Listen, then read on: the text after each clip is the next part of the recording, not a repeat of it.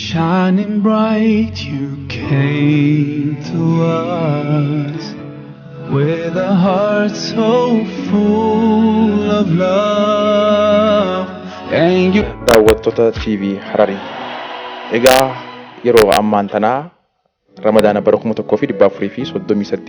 sababeeffachuudhaan mana Haajii Maamad Saalaatti argamna. Sababni nuti itti argamneefis sagantaa addaa sagantaa haftiraa qopheessuudhaaf argamne na jalatti Maamad Saalaatii fi haati warra isaanii na biratti argamanii Ramadaanni maal fakkaata keessattuu Ramadaana kana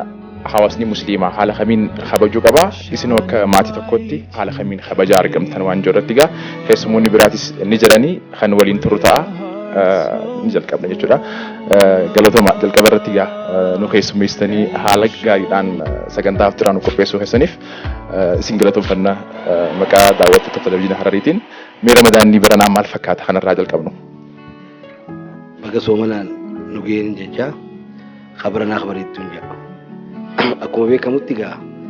soomanni kun baatii guddoodha baatii quraanitti bu'ee baatii keessaaf wal gargaaruuti baatii hojii jiraatanii hojii nyaatanii hojii dhuganii ibaadaa godhanii rabbi kadhatanii wanna dilee arra dura dabartee fi waan badii cufa rabbi irraa kadhatanii itti fudhatanii tanaafuu nu cufti kadhaa rabbi irra jabaannee rabbi araarama gaafannee khabaranaa khabareettuu warra amatu hojii soomanuu جارتي ربي في جالل رسولاتي والجالتي حودي نبي رتي والزيارة قويا بروس ربي نها قدو عمري اللي ربي نها ديرسو خدبي هنده ربي أركتشيسو خفيادة بربي هفيسو خامسكي نبي ربي أركتشيسو خيا هداجرو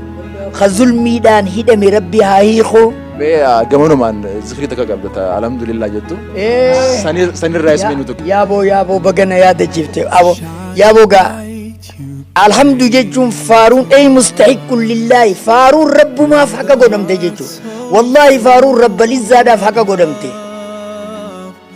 alhamdulillah